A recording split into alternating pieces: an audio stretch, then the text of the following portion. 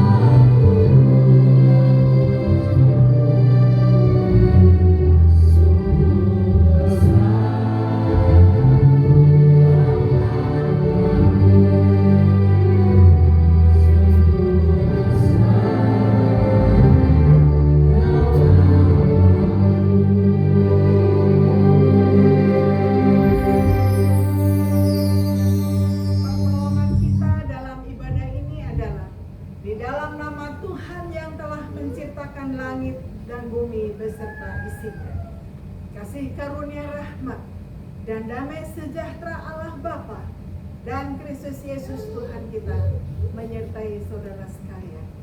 Amin. Nats pembimbing pada hari ini, kata Yesus kepadanya, "Akulah jalan dan kebenaran dan hidup. Tidak ada seorang pun yang datang kepada Bapa kalau tidak melalui aku." Amin. Silakan duduk.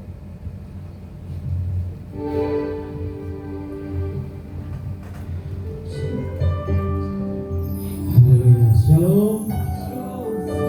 Sekali lagi shalom. Apa kabar Bapak Ibu saudara? Haleluya. Ya bersyukur bahwa Tuhan begitu baik dalam kehidupan kita. Amin. Dia telah menjaga melindungi kasih-Nya itu tidak pernah terbatas dalam kehidupan kita. Selama 1 minggu kita beraktivitas, Dia selalu menuntun kita, Dia menyertai kita. Kita datang ke rumah Tuhan. Mari kita siapkan hati kita yang terbaik, setiap kehidupan kita yang terbaik. Mari kita mau mengagungkan Dia, mari kita mau memuji Dia, karena Dia Allah yang besar, Dia Allah yang ajaib dalam kehidupan kita. Terima kasih Tuhan Yesus atas kasih-Mu Tuhan.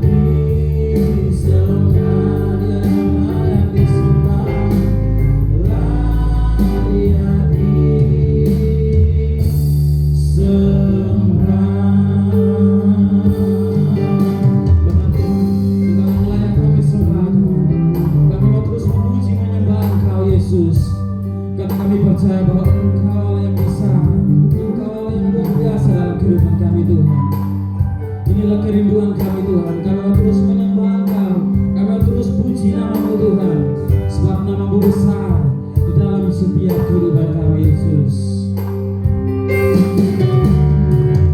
Sembah dan puji beri padamu Tuhan.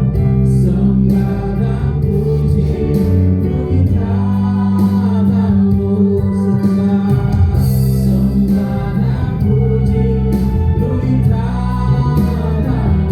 puji beri padamu. Yesus Tuhan adalah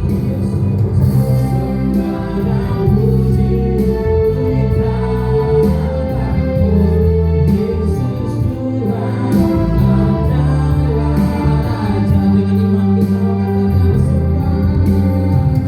Sembah dan puji beri padamu. Sembah dan puji beri padamu.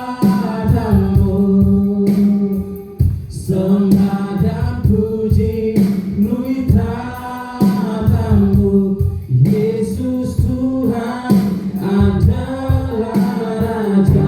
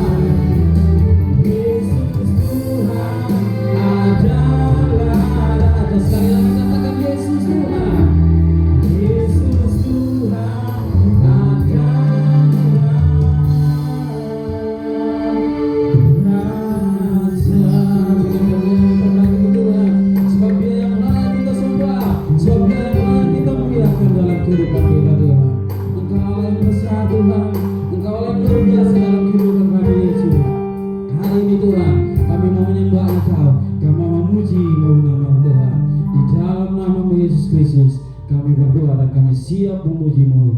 Haleluya. Amin. Haleluya. Shalom, sekali lagi shalom. Apa kabar Bapak Ibu? Diberkati Tuhan Yesus Kristus. Saja kita semua untuk bangkit berdiri. Kita mau berikan yang terbaik untuk Tuhan. Kita mau serukan nama Yesus. Saya rindu kita bersahabat kiri kanan kita. Kita katakan bahwa nama Yesus menara yang kuat. Amin. Haleluya.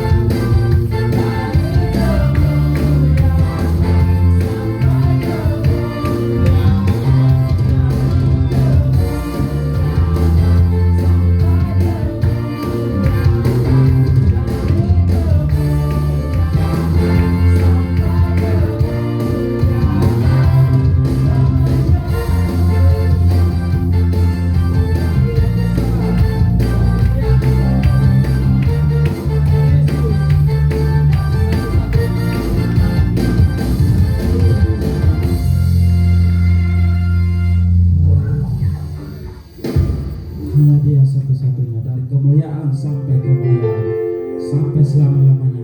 Hanya Yesus yang selalu menyertai kita. Amin. Silakan duduk kembali. Bagaimana lagu akan kesetiaan Tuhan yang selalu memperhatikan kita, yang selalu melihara kita. Saat kita perlu Tuhan, saat kita percaya, Dia selalu ada. Saat menangis pun Dia tetap pulang. Dan kita terus berdoa agar Dia tetap memberkati kita. Terima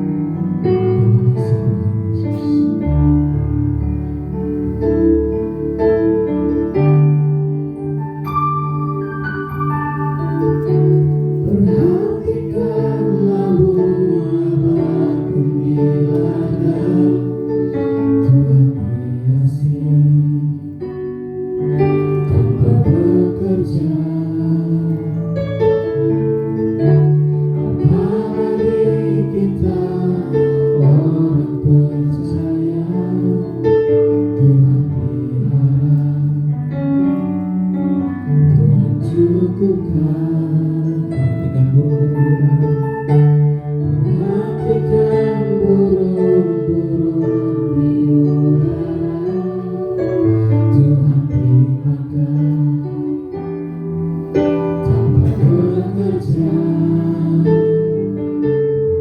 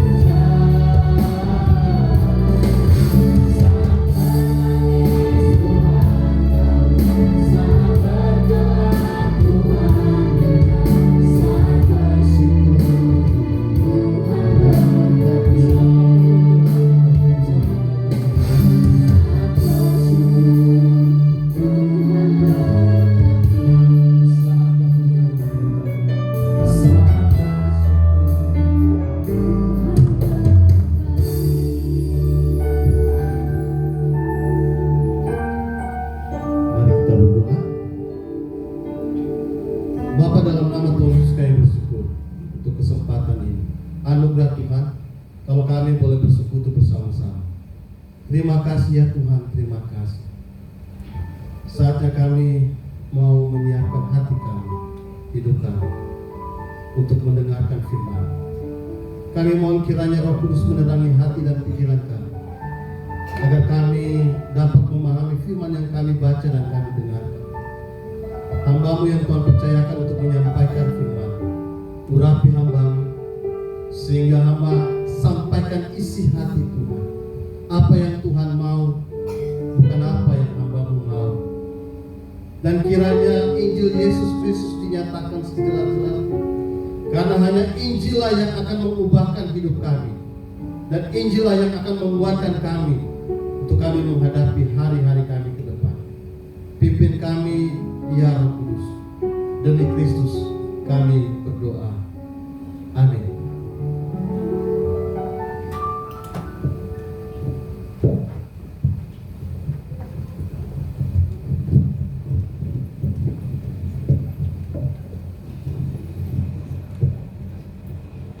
Shalom. Saya masih kurang dengar suaranya. Shalom. Puji Tuhan. Kita bersyukur hari ini boleh bersama bersekutu.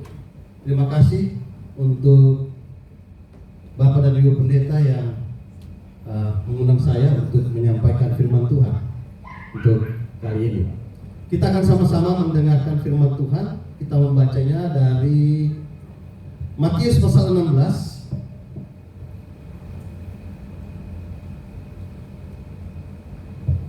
Matius 16 ayat yang ke-13 sampai ayat yang ke-20. Lembaga Alkitab Indonesia memberikan judul Pengakuan Petrus. Matius 16 ayat 13 sampai ayat yang ke-20. Kalau sudah dapat semuanya, kita akan membacanya bergantian. Saya baca ayat yang ke-13, Bapak Ibu baca ayat yang ke-14, dan seterusnya ayat 20 kita baca bersama-sama. Setelah Yesus tiba di daerah Kaisarea Filipi, ia bertanya kepada murid-muridnya, kata orang, siapakah anak manusia itu? Jawab mereka, ada yang mengatakan Yohanes Pembaptis, ada yang mengatakan Elia, ada kedua yang mengatakan Yeremia, salah seorang para nabi. Lalu Yesus bertanya kepada mereka, tetapi apa katamu? Siapakah aku ini? Maka Simon Petrus, engkau adalah Mesias, Anak Allah yang hidup. Kata Yesus kepadanya, berbahagialah engkau Simon bin Yunus, sebab bukan manusia yang menyatakan itu kepadamu, melainkan Bapa-Ku yang di surga. Dan aku pun berkata kepadamu, engkau adalah Petrus, di atas batu karang ini aku memberikan rumahku, dan Allah mau tidak akan memisahkan. Kepadamu akan kuberikan kunci kerajaan surga. Apa yang kau ikat di dunia ini akan terikat di surga, dan apa yang kau lepaskan di dunia ini akan terlepas di surga. Bersama-sama. Lalu Yesus melarang murid-muridnya supaya jangan memberitahukan kepada siapapun bahwa Ia Mesias. Demikian firman Tuhan yang berbahagia kita yang terus membaca Alkitab yang adalah firman Tuhan, merenungkan serta melakukan dalam hidup setiap hari. Haleluya. Ya, jemaat yang terkasih, hari ini kita dibawa dalam satu tema, Engkau adalah Mesias, Anak Allah yang hidup. Sekali lagi, Engkau adalah Mesias, Anak Allah yang hidup. Ini adalah sebuah pengakuan dari Petrus. Tapi bukan hanya Petrus, dia mewakili murid-muridnya. Pengakuan. Mengaku. Apa sih pengakuan itu? Ada beberapa arti ya dari pengakuan. Kalau secara umum, pengakuan itu kalau saya salah, saya buat salah, kemudian saya mengaku saya salah. Nah, ini namanya pengakuan untuk kesalahan, pengakuan kesalahan. Jadi saya kasih tahu saya salah, saya minta maaf. Ada juga pengakuan yang lain, pengakuan terhadap sebuah kebenaran atau fakta. Contoh, ini biasa di pengadilan. Orang bersaksi, dia mengaku, dia melihat sendiri. Oh, saya melihat tabrakannya seperti ini. Atau saya melihat sendiri, dia yang pukul duluan. Nah, ini pengakuan untuk kebenaran. Ada juga pengakuan berhubungan dengan status atau identitas. Saya bisa mengaku, saya ini orang Timur. Ini berhubungan dengan status saya. Kalau saya bilang saya ini orang Nias, saya kayaknya nggak bakalan orang percaya karena dari cirinya nggak kelihatan ini Nias. Saya orang Timur, saya marganya Tuhan, saya pendeta, itu berhubungan dengan status. Sekarang ini kalau kita lihat banyak yang mengaku-ngaku di status WA, status Facebook, status apa lagi ya?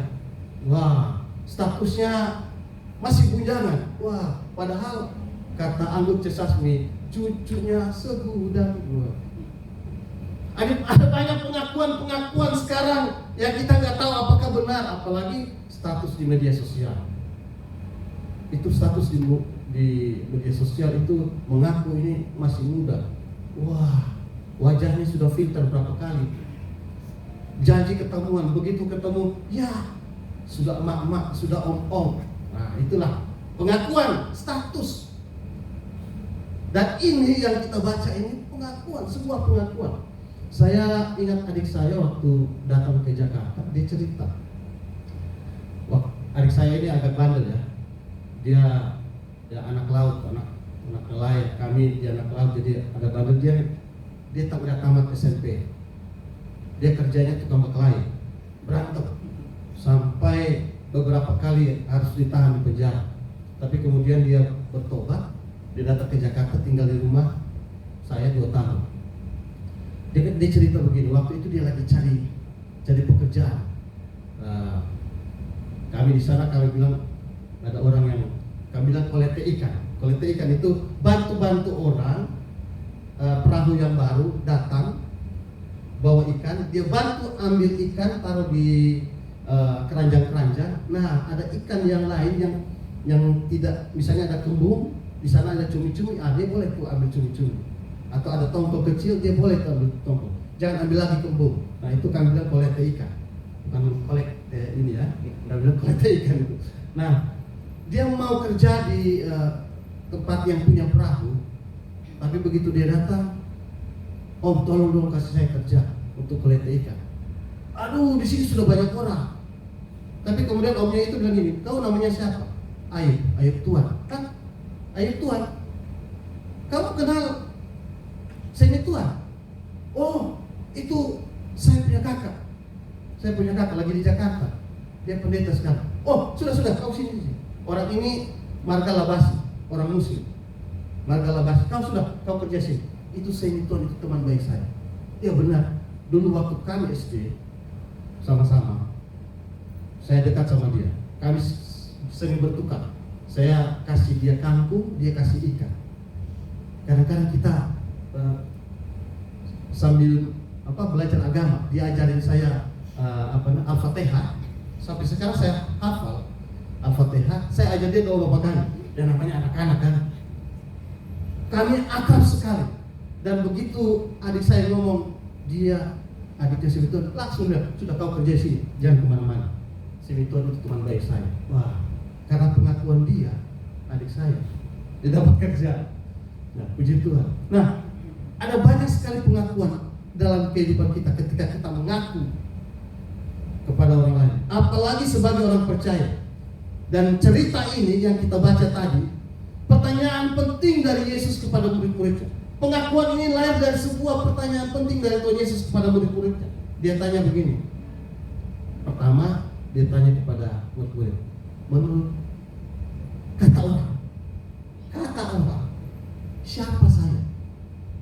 Wah, mereka menjawab, engkau itu salah satu dari para nabi yang muncul kembali. Tapi Herodes pernah bilang bahwa jangan-jangan Yesus ini Yohanes Pembaptis yang sudah dibunuh. Ada yang mengatakan dia Elia, ada yang mengatakan salah satu dari para nabi, ada yang mengatakan dia Yeremia, dan banyak lagi. Memang saat itu orang Israel sedang menanti kedatangan Mesias.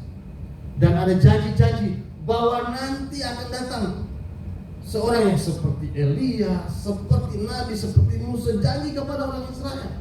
Dan orang Israel menantikan itu. Makanya wajar orang-orang menyangka Yesus adalah salah satu nabi. Kemudian Tuhan Yesus sudah berhenti di situ. Oke, kalau memang Yesus saat itu terkenal, sangat terkenal. Walaupun Yesus sangat terkenal, dia tidak dikenal. Sekali lagi, Yesus walaupun saat itu sangat terkenal, tapi dia tidak dikenal banyak orang. Hanya orang-orang tertentu. Dan kemudian Tuhan Yesus bertanya kepada murid-muridnya kembali, kalau menurut kamu di sini bukan hanya kepada Petrus, tetapi kamu sekalian, maksudnya murid-muridnya. Karena kata yang dipakai di dalam bahasa Yunani-nya pakainya kata legeite. Legeite itu apa kata kalian? Eite itu untuk menunjukkan jamak orang banyak. Jadi apa kata kamu sekalian? Siapa saya? Menurut kalian? Karena murid-murid bersama-sama dengan dia setiap hari. Kemudian Petrus muncul, mewakili semua murid-muridnya. Dia berkata, mengungkapkan sebuah pengakuan yang luar biasa. Engkau adalah Mesias, anak Allah yang hidup. Dan pengakuan ini menjadi fondasi iman Kristen. Pernyataan dari Petrus ini menjadi fondasi pengakuan awal gereja Tuhan. Ini diangkat dari pengakuan Petrus. Engkau adalah Mesias, anak Allah yang hidup. Pengakuan di dalam Alkitab, di dalam iman Kristen, itu berhubungan dengan sebuah komitmen dan kepercayaan kepada sesuatu, sebuah komitmen. Jadi Petrus mengungkapkan ini bukan sembarangan. Petrus mengungkapkan ini sebagai sebuah pernyataan bahwa Kristus, Yesus itu adalah Mesias yang mereka ikuti. Dia adalah anak Allah yang hidup, yang harus dipercaya. Dan sekali lagi, ini fondasi iman Kristen. Nah, apa makna pengakuan engkau adalah Mesias, anak Allah yang hidup? Paling tidak saya memberikan ada tiga makna pengakuan Yesus adalah Mesias, anak Allah yang hidup. Yang pertama, pengakuan bahwa Yesus adalah Mesias, anak Allah yang hidup, itu harus lahir dari relasi dan pengenalan akan Kristus. Sekali lagi, yang pertama, pengakuan tadi Yesus adalah Mesias, anak Allah yang hidup, harus lahir karena ada relasi dan pengenalan akan Kristus. Petrus dan murid-muridnya, mereka bisa berkata begitu. Kenapa? Karena setiap hari mereka berjalan bersama dengan Kristus. Mereka melihat cara hidup. Mereka mendengar Kristus berbicara, Kristus mengajar. Mereka mendengarkan firman yang Yesus katakan. Mereka doa sendiri-sendiri kadang-kadang, tapi lebih banyak mereka doa bersama dengan Kristus. Mereka juga belajar melakukan firman yang Yesus lakukan.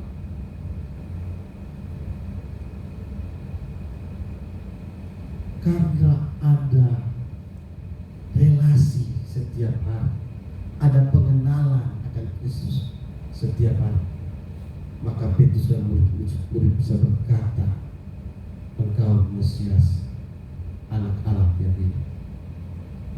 Dan menurut saya, jemaat yang terkasih, saya yakin kita tidak bisa mengatakan Yesus adalah Mesias, anak Allah yang hidup berdasarkan dari hati nurani. Kalau hanya ngomong bilang, oh Yesus itu Mesias, banyak orang bisa. Bahkan ada orang yang kasih nama anaknya Mesias. Ada yang tahu siapa?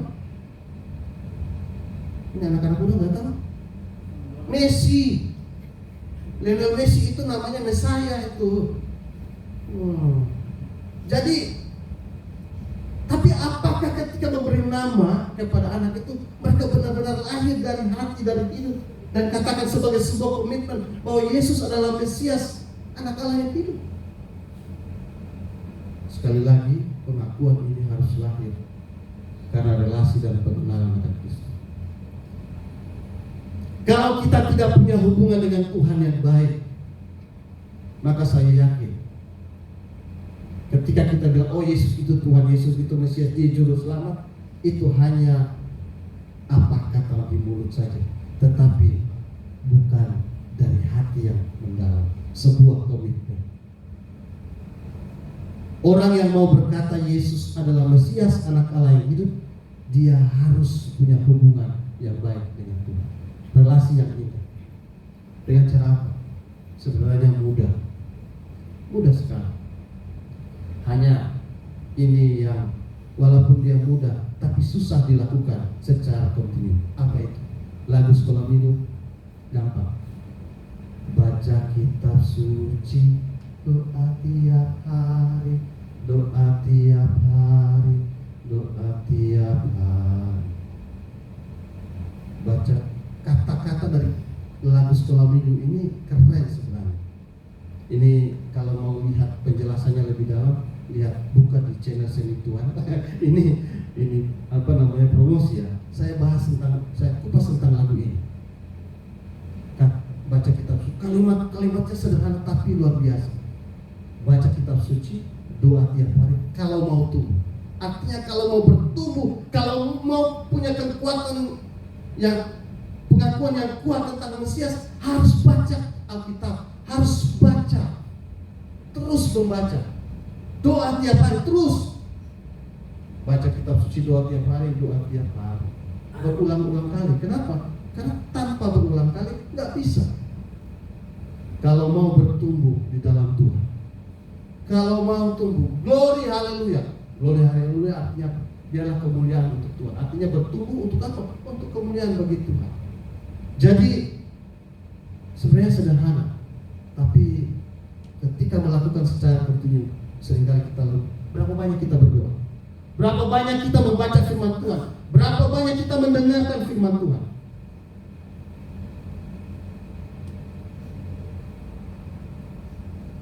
Kalau kita mau mengenal Tuhan, mengenal Kristus dan punya relasi, harus terus baca firman dan doa.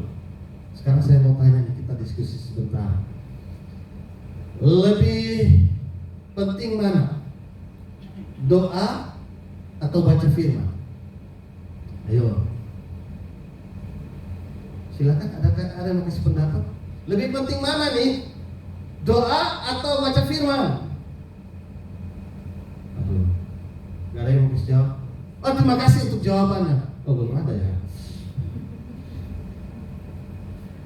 Ada banyak yang bertanya seperti itu. Saya mau kutip kata-kata dari seorang pengkhotbah terkenal, Charles Spurgeon. Dia bilang begini, mana lebih penting? Doa atau baca firman? Kemudian dia tanya balik, mana lebih penting? Tarik nafas atau menghembuskan nafas? Ayo, coba ada yang bilang menghembuskan nafas lebih penting. Silakan Anda menghembuskan nafas, ya tarik nafas. Coba. Jadi doa dan firman itu tidak bisa dipisahkan. Ketika kita berdoa itu seperti kita sedang menghembuskan nafas. Kita mengatakan sesuatu kepada Tuhan. Dan ketika kita membaca firman, sama seperti kita memasukkan sesuatu dalam hidup. Jadi tidak bisa dipisahkan. Ada banyak gereja yang terlalu banyak doa-doa saja, atau penyembahan saja, puji-pujian saja. Bagus. Doa bagus. Menyembah Tuhan, puji-pujian bagus. Tetapi banyak yang lupa firman Tuhan. Doa dan pujian itu kita ngomong sama Tuhan. Tapi berapa banyak orang yang mau hanya ngomong sama Tuhan, tidak mau duduk untuk membuka hati, mendengarkan Tuhan ngomong sama dia. Makanya kedua-duanya harus sama. Jadi kalau pengakuan bahwa Yesus adalah Mesias, anak Allah yang hidup, harus lahir dari relasi dan pengenalan akan Kristus. Doa pribadi, doa bersama, belajar firman Tuhan, dan jangan hanya belajar membaca firman Tuhan, belajar untuk melakukan. Dan jangan lupa menyembah Tuhan di dalam kehidupan. Bagaimana caranya menyembah Tuhan? Sederhana. Boleh nggak kita menyembah Tuhan saat naik motor? Saya katakan naik motor karena saya hanya punya motor kan. Apakah boleh bisa nggak kita naik motor sambil menyembah Tuhan? Boleh. Sambil menyanyi memuji Tuhan. Wah, tadi lagu pengantar firman saat saya lupa, saya belum terlalu hafal. Saat Tuhan berkati. Boleh banget. Boleh nggak ibu-ibu kalau lagi masak sambil menyembah Tuhan? Boleh. Nah, jangan lelah, teng-teng. Lah, wajahnya dibunyikan sedikit. Jangan lelah, teng-teng. Bekerja di ladangnya Tuhan. Teng-teng. Wah, keren. Memuji Tuhan, pasti makannya jadi enak. Suami datang makan, enak suka-suka. Amin. Ibu-ibu, amin ya. Jadi pengenalan akan Tuhan itu akan membuat pengakuan yang kuat bahwa Yesus adalah Tuhan, Mesias, Anak Allah yang hidup. Yang kedua, pengakuan bahwa Yesus adalah Mesias, Anak Allah yang hidup, itu bukan pengakuan sembarangan. Itu adalah pengakuan yang penuh dengan kuasa. Penuh dengan kuasa. Tuhan Yesus berkata, khususnya ayat yang ke-17 bilang begini, berbahagialah kau Simon anak Yunus, sebab bukan manusia yang menyatakan itu kepadamu, melainkan Bapa-Ku yang di surga. Aku pun berkata kepadamu, engkaulah adalah Petrus, dan di atas batu karang ini aku akan mendirikan gerejaku, dan alam maut tidak akan menguasainya. Kepadamu akan kuberikan kunci kerajaan surga. Apapun yang kau ikat di bumi akan terikat di surga, dan apapun yang kau lepaskan di bumi akan terlepas di surga. Pengakuan ini adalah sebuah pengakuan yang penuh dengan kuasa. Jadi komitmen ini, pernyataan percaya kepada Kristus ini bukan sembarangan, tapi penuh dengan kuasa. Dan pengakuan ini adalah inti dari Injil Kristus. Apa itu Injil Kristus? Sang Mesias telah datang bagi kita, bagi manusia. Dia mati, dia bangkit bagi kita. Inti dari Injil adalah Yesus adalah Mesias, Anak Allah yang hidup. Dia yang sudah datang kepada kita. Jadi pengakuan ini penuh dengan kuasa. Kenapa? Karena Yesus berkata, Petrus, itu bukan kamu yang ngomong, dari kamu sendiri, tapi Bapa-Ku yang menyatakan. Pengakuan ini berasal dari Bapa sendiri. Kalau pengakuan ini dari Bapa, berarti dia punya kuasa, bukan sembarangan. Bahkan bukan hanya karena itu, karena ini dari Bapa, tidak ada satupun bisa mengalahkan pengakuan ini. Bahkan maut sekalipun. Pengakuan ini mengalahkan maut. Pengakuan bahwa Yesus adalah Mesias, Anak Allah yang hidup, itu mengalahkan kunci-kunci maut, ikatan-ikatan maut, kuasa-kuasa iblis. Artinya bahwa pengakuan ini mengalahkan hukuman kepada kita karena dosa. Apa yang paling ditakutkan di dunia ini? Kematian. Kematian. Siapa yang bilang dia tidak takut mati? Ada sih kalau dia memang sudah mau selesai. Semua orang takut mati. Apa buktinya takut mati? Kita mulai pilek sendiri, kepala sakit sendiri, mulai pergi cari obat. Salah obat, beli Enterostop, sakit kepala bukan kan? Beli Panadol lah, sudah. Itu salah satu bukti kita takut mati. Yang kami yang umur di atas 45 tahun, wah, ini sudah masa-masanya kebanyakan takut. Kenapa? Kalau waktu masih muda, antara umur 25 tahun, 20 sampai 40 tahun itu, tempat kita itu di mana? Di restoran, di warung makan. Tapi begitu sudah 45 tahun ke atas, tempat kita banyak kemana? Di apotek. Kalau enggak rumah sakit, puskesmas. Kenapa? Memang kadang-kadang anak muda belum takut mati.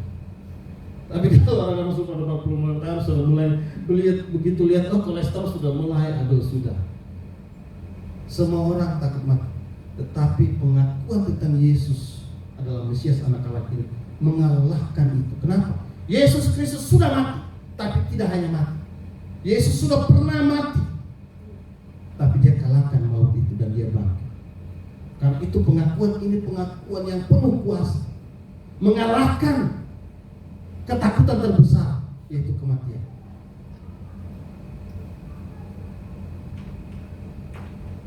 Karena itu harusnya kita tidak takut. Bukan tidak mati sembarangan, enggak. Walaupun kita tahu bahwa kita akan mati, tapi kita melihat Kristus, kita dikuatkan menghadapi apapun, maut apapun. Kita tidak takut. Pengakuan ini bukan hanya mengalahkan maut, tapi mengalahkan iblis. Ya Bapak Ibu, beberapa kali kami pelayanan, begitu ada orang yang kerasukan, begitu kita sebut nama Kristus Yesus orang Nazaret, Yesus sang Mesias, setan takut, iblis takut. Tapi berapa banyak orang Kristen yang padahal sudah tahu bahwa ini pengakuan kita, bahwa ketika kita percaya Yesus, iblis pasti dikalahkan. Wah, pakai lagu tadi, iblis dikalahkan. Tapi coba saya mau tanya, ketika jalan di lewat kuburan, terus gelap-gelapan, nah di sini takut enggak? Padahal kita ini anak raja, anak Kristus. Tapi begitu lewat kuburan, bilang apa? Permisi, anak babi mau lewat. Anak babi. Permisi ya om, jangan ganggu kami tidak mau ganggu. Kita alam berbeda, tapi saya nggak mau ganggu. Kenapa pakai ngomong-ngomong gitu? Saya dari SMA sudah tidak takut. Saya pernah uji di Bandung sendiri, mau pergi latihan paduasara. Kalau mau ke tempat itu, tempat latihan paduasara, harus lewat kuburan, dan kuburan itu dia 1,5 kilo perjalanan. 1,5 kilo. Saya mau uji iman. Tahu kalau lewat kuburan lagu apa yang sering kita nyanyikan kalau lewat tempat gelap atau kuburan? Ada yang tahu? Hafal? Betul. Lagu Sejuta Umat ketika lagi gelap atau lewat jalan kuburan. Dalam nama Yesus. Itu saya nyanyi lagu dalam nama Yesus dari temponya lama. Dalam nama Yesus. Dalam nama. Saya waktu itu coba uji iman, jalan di atas kuburan, bukan jalan lewat ini. Saya mau bilang saya tidak takut. Dalam nama Yesus, dalam nama. Baru 10 langkah langsung temponya cepat. Dalam nama Yesus, dalam nama Yesus. Semakin cepat, akhirnya apa? Saya jatuh di got. Akhirnya, aduh, saya harus ke kamar mandi. Ternyata saya juga takut kan. Ya, kadang-kadang kita seperti itu ya. Padahal kita tahu bahwa pengakuan ini, bahwa Yesus adalah Mesias, pengakuan yang mampu mengalahkan iblis, kuasa gelap. Berapa banyak kita ini ketika kita sakit, nah di sini mungkin gak lagi. Kalau saya di Kupang, kalau sudah sakit, pokoknya sudah mulai lama 1 minggu kan sudah sembuh, langsung bilang gini, ini kayaknya orang yang buat. Masih ada di sini. Ternyata kebiasaan itu bawa sampai di Jakarta. Saya punya kakak satu, dia punya kaki itu sebenarnya dia diabetes kan, kena kakinya. Kaki sampai orang Kupang sepuru, sudah mulai busuk. Dia tidak pergi ke dokter, dia bilang nanti sembuh sendiri. Tapi semakin lama semakin sakit. Apa?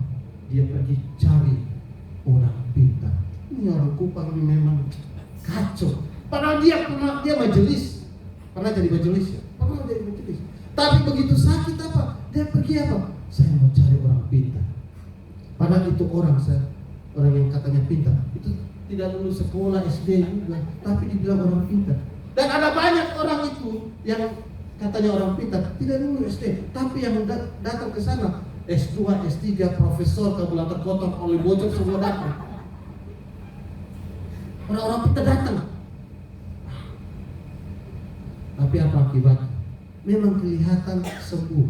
Di luar dia punya luka itu sembuh, di dalam itu busuk.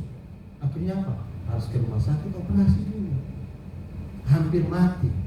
Dia bilang, Sam, membungkakan nih. Kayaknya sudah mau lihat. Itu malaikat sudah mau datang, itu mau jemput kakak ini. Bilang, sudah bertobat. Setelah ini jangan pergi cari-cari orang pintar. Gak apa-apa cari ini orang bodoh sedikit sama bapak, yang hanya pintar sedikit, tapi yang percaya pada Kristus. Jadi jemaat terakhir, pengakuan Yesus adalah Mesias ini pengakuan penuh kuasa, mengalahkan kuasa setan, kuasa iblis. Bahkan di sini dikatakan dia menentukan kehidupan kita sekarang ini, bahkan kekekalan. Tuhan Yesus bilang kunci kerajaan surga. Karena engkau mengaku Petrus, kunci kerajaan surga aku berikan kepada. Apa sih kunci kerajaan surga? Sebenarnya kunci kerajaan surga, beberapa penafsir mengatakan itulah Injil. Injil itu yang mengikat di dunia dan di surga, yang membuka di dunia dan di surga. Berita Injil. Berita Injil itu penuh dengan kuasa. Karena itu tetap pada pengakuan ini, pengakuan akan Injil Yesus Kristus. Dia yang mengalahkan maut, mengalahkan iblis, bahkan mengalahkan situasi-situasi yang sulit dalam kehidupan kita. Apa kesulitan itu? Injil Kristus menguatkan. Bukan berarti juga, wah, saya percaya Injil Yesus.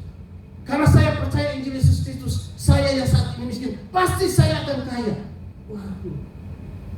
Nah, itu teologi kemakmuran. Orang percaya bisa kaya, bisa. Tetapi untuk kaya, kerja dong.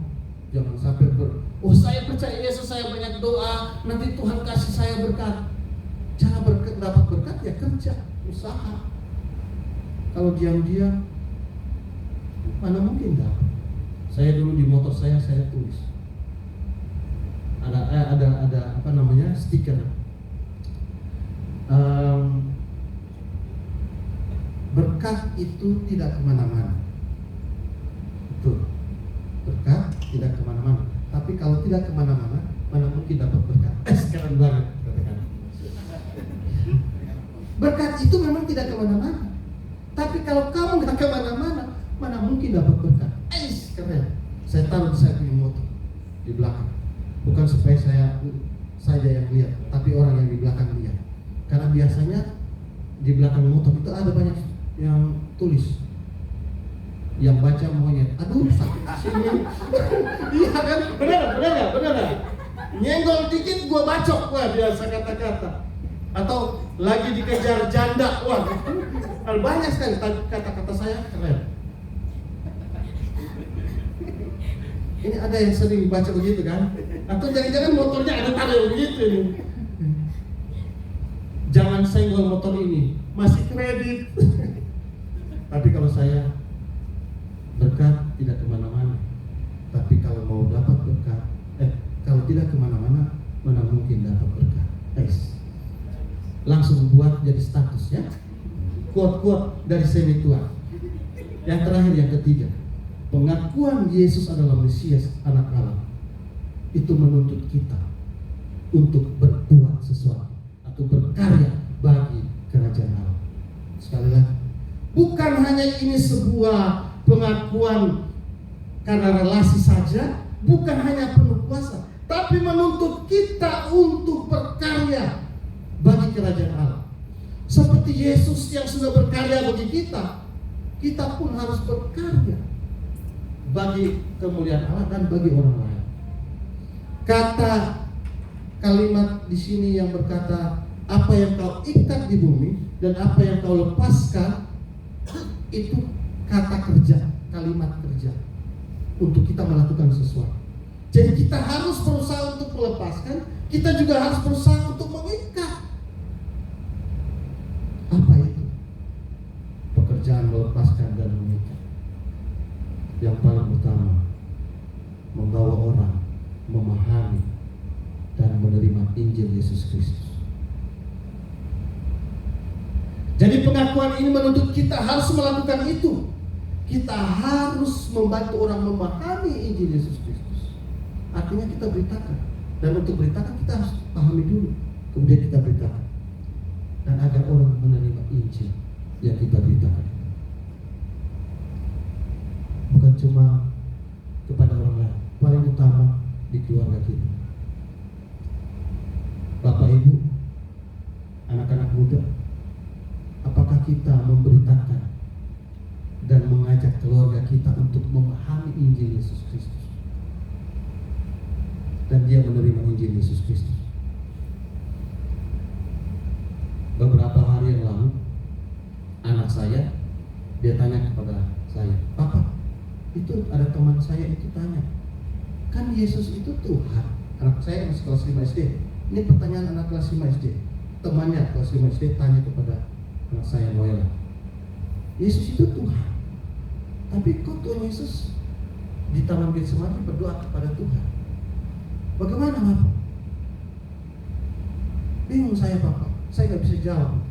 Wah, ini saya ini pertanyaan, ini kelas berat ini. Saya menjelaskan secara sederhana kepada anak saya, tetapi kesempatan itu saya menjelaskan dia tentang Injil Yesus Kristus. Dan saya tantang dia untuk terima Yesus Kristus. Saya tanya, pernah nggak Noel bilang sama Tuhan Yesus, "Tuhan Yesus, saya buka hati, Tuhan Yesus masuk jadi Tuhan dan Juru Selamat." Anak-anak kita harus dididik, diarahkan untuk mengenal Injil dan menerima Yesus Kristus. Karena itulah kekuatan kita.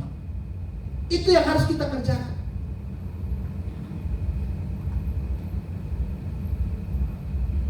Tetapi Injil Yesus Kristus bukan hanya menyatakan tentang siapa Yesus, tetapi seperti kata Tuhan Yesus dalam Injil pasal 5, kita harus memfungsikan bahwa kita adalah garam dan terang. Kalau terang itu memang harus beritakan, terang, menyala abangku. Sama seperti lampu ini karena saya punya kepala, menyala. Menyala artinya harus dinyatakan. Injil itu news, berita, harus dikatakan. Tetapi jangan lupa ada fungsi yang lain sebagai garam. Garam itu dia tenang-tenang, diam-diam, punya dampak, diam-diam punya rasa, diam-diam punya pacar baru. Oh bukan, ya bukan. Diam-diam tapi menyatakan sesuatu. Sebagai orang percaya, kita harus berkarya, membantu orang lain, menyatakan shalom. Menyatakan shalom ada banyak cara. Baik itu berita Injil, tapi jangan lupa kalau kita punya dompet ada isi dan kita lihat ada orang yang butuh, harus berani bantu. Kalau gereja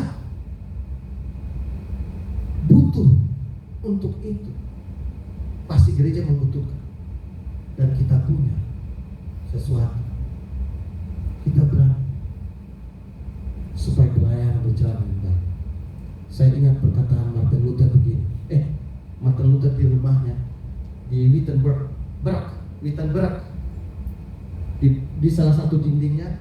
Saya belum pernah ke sana, belum. Tapi kalau ada yang ke sana, ajak-ajak saya mau. Di dindingnya ada tulis begini. Orang Kristen itu dia harus bertobat akalnya, bertobat hatinya, dan bertobat kantongnya. Itu Martin Luther bilang.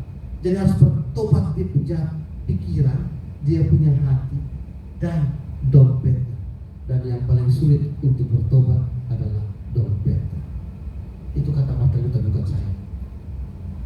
Yang banyak orang Kristen lupa bahwa dia harus melakukan sesuatu bagi orang lain, harus melakukan sesuatu bagi pelayan. Jadi hari ini kita belajar ada 3 makna pengakuan Yesus adalah Mesias Anak Allah ini. Yang pertama, pengakuan ini adalah pengakuan relasi dan pengenalan dengan Kristus. Yang kedua, pengakuan ini adalah pengakuan yang penuh dengan kuasa. Dan yang ketiga, pengakuan ini menuntut kita untuk berkarya bagi Allah. Gampang gak? Mudah gak untuk melakukan? Tak segampang itu. Asik. Ada lagi ya, tak segampang itu. Tak segampang itu. Kenapa? Dunia ini tidak menyukai kalau kita mengaku dan melakukan pengakuan tadi. Dunia ini tidak suka. Ada banyak orang tidak suka akan hal ini. Begitu mulai orang mengatakan Yesus Mesias, anak Allah, oh udah, dia hanya nabi, dia hanya messenger, pembawa berita. Apa itu? Kalau kita baca di media sosial, masa Tuhan kok digantung di tiang jemuran. Dunia ini tidak suka dengan pengakuan. Dan iblis pun tidak suka. Ketika kita mau melakukan pengakuan ini, kita menyatakan pengakuan ini, iblis tidak suka. Iblis akan merongrong kita, kehidupan kita. Kita dicobai, diberikan tantangan yang luar biasa. Ya. Dan pengakuan ini, diri kita sendiri masih terikat dengan dosa, masih melakukan dosa. Dari diri sendiri, aduh ini merupakan kesulitan dari diri sendiri. Karena itu memang kita harus berusaha.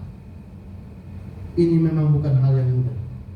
Tetapi walaupun tidak mudah, saya yakin dan kita harus yakin kita bisa berhasil. Karena apa? Karena kita menjaga relasi dengan Tuhan. Kita mau fokus sama Kristus. Dia yang sudah melakukan. Walaupun menghadapi berbagai macam tantangan, dia setia sampai di kayu salib. Dan dia berjanji memberikan kemenangan pada kita yang setia pada pengakuan itu. Dan mari kita belajar untuk taat dan setia. Amin. Mari kita lakukan. Saya punya seorang majelis di tempat pelayanan. Dia kerja di salah satu BUMN. Saya tidak mau sebutkan karena ini direkam. Saya tidak sebutkan. Dia masih di bawahan lah. Kemudian sebenarnya dia ada kesempatan untuk dipromosikan, tapi karena dia Kristen, maka dia sangat sulit. Pokoknya dia dibully di sana. Wah, sudahlah. Kemudian ada tawaran, kamu ganti KTP, kamu pasti naik, dapat promosi. Dia datang ngomong sama saya. Saya bilang, itu pilihan kamu. Tetapi sebagai orang percaya, apalagi dia majelis, sebagai orang percaya, ingat, Kristus yang sudah mengarahkan sehingga engkau dapat posisi itu. Walaupun saat ini bukan posisi yang tidak terlalu enak, tetapi tetap Kristus sudah menjaga kamu, yang menyelamatkan kamu. Terus kamu bagaimana? Oh, iya Pak Pendeta, saya tidak. Pokoknya apapun, yang penting saya kerja kok. Dari kerja saya bisa dapat gaji, bisa untuk keluarga, berusaha saya cukup. Walaupun keinginan untuk dipromosi. Tapi ada temannya, orang yang percaya Yesus juga. Dalam tanda kutip saya nggak tahu percaya sungguh-sungguh. Dikasih tawaran itu, dia terima. Bahkan dia katakan ke temannya, bilang majelis itu bilang gini, alah sudahlah, nanti gampang kan, kita hanya formalitas saja. Jadi dia ganti KTP, ganti agama. Benar. Temannya itu kemudian dipromosikan jadi atasan. Wah, pokoknya dia habis-habis diolok-olokkan semua. Pokoknya lah dia dikata-kata. Dia ngobrol sama saya, dulu Pak Pendeta tuh sakitnya tuh di sini, sampai di sini. Tapi dia bilang tetap setia. 1,5 tahun kalau tidak salah. Tiba-tiba nggak tahu ya kenapa. Memang ada masa promosi juga. Namanya ada dalam daftar. Dan teman yang tadi yang ganti langsung diturunkan jadi OB. Dia diangkat, kemudian dia jadi pemimpin. Kesetiaan dia pada pengakuan bahwa Yesus Mesias, Anak Allah hidup, menjaga hidup. Karena pengakuan itu penuh dengan kuasa menyertai kita. Kuasa yang menguatkan di dalam hal apapun. Dan saya percaya kuasa itu yang berlaku atas hidup kita. Amin. Mari tetap pada pengakuan Yesus adalah Mesias, Anak Allah yang hidup. Mari berdoa. Tuhan, terima kasih untuk firman. Teguhkan dan kuatkan kami.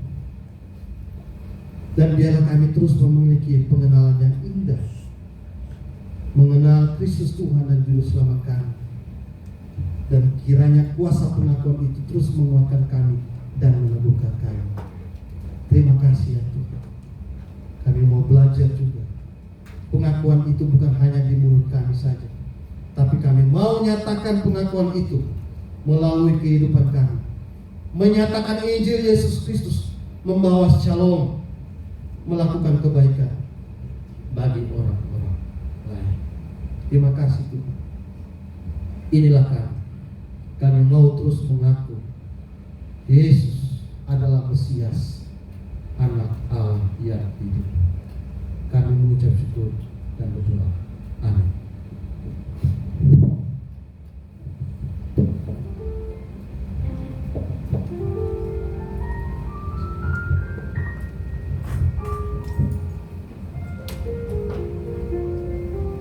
Haleluya, puji Tuhan. Terima kasih atas pelayanannya Pak Pendeta Sang Tuhan. Karena Tuhan Yesus memberkati kita dan dalam firman ini terus bertumbuh serta dalam kehidupan kita. Jadi kita tetap mengaku bahwa Tuhan Yesus adalah Juru Selamat kita. Dan kita akan memberikan persembahan. Saya akan bacakan ayat persembahan dari Mazmur 141 ayat 2. Biarlah doaku adalah bagimu seperti persembahan bukan, dan tanganku yang terangkat seperti persembahan korban pada waktu kita berdoa. Bapa kami yang baik, Bapa yang kami sembahkan di dalam nama Yesus Kristus, mengucap syukur atas kebaikan Tuhan yang terus menyertai kami sehingga kami bisa sampai saat ini. Tuhan, kami telah mendengarkan firman Yesus Kristus, yang terus tanamkan firman dalam hati kami, dimanapun kami berada, biar hidup kami terus memuliakan Engkau Tuhan. Kami akan memberikan persembahan, dan Tuhan terus memberkati kami yang sudah memberi maupun belum memberi. Biar apapun yang kami lakukan, kami percaya semua untuk menyenangkan Engkau. Hanya di dalam nama Yesus Kristus kami berdoa dan bersyukur. Haleluya. Amin. Baru bertugas saya persilakan.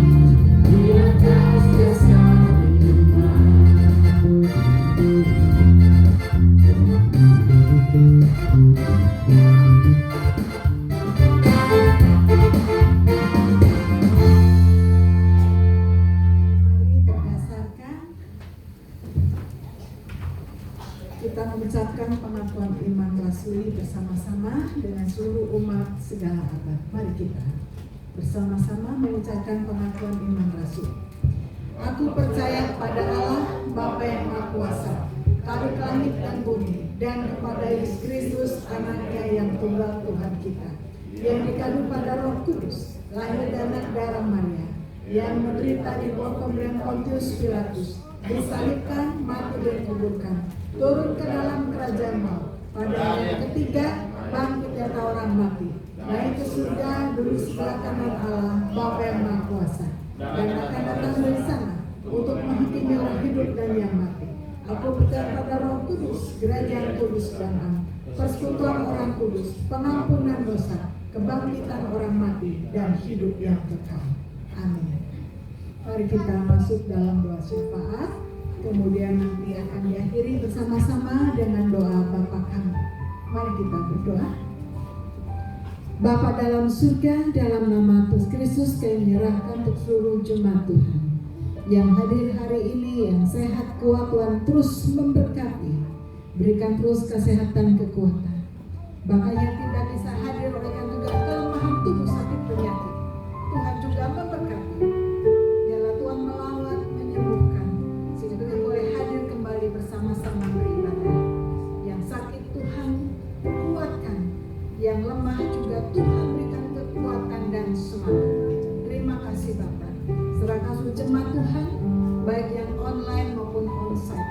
Tuhan memberkati dalam setiap situasi masing-masing yang mencari usaha pekerjaan, yang oleh kesulitan, biarlah Tuhan campur tangan juga menolong setiap umat-Mu ini, sehingga apapun akhirnya ke depannya menjadi lebih baik lagi.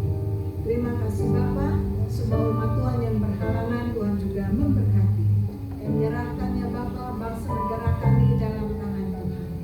Tuhan kami serahkan Bapak Presiden, pemerintah kami beserta seluruh jajarannya.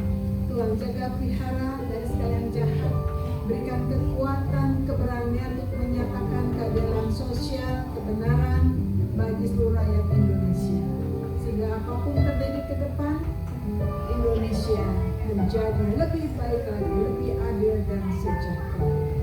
Berikan kekuatan kesehatan bagi Bapak Presiden dan seluruh jajarannya, bahkan seluruh keluarga besar. Terima kasih Bapa dalam surga, yang juga menyerahkan untuk semua tim pelayan yang hari ini, seluruh aktivis, majelis gereja, Tuhan memberkati. Biarlah semuanya ada dalam kontrol Tuhan.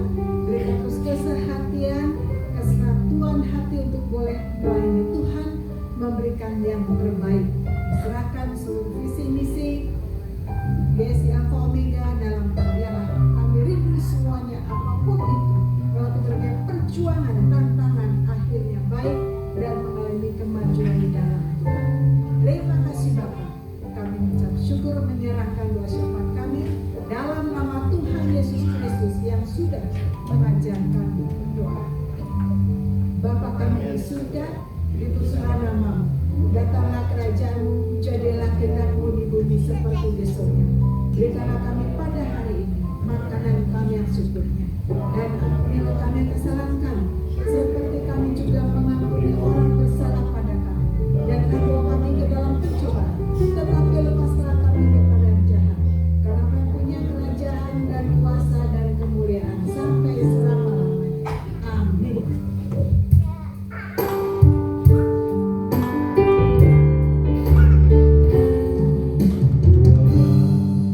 Sebagai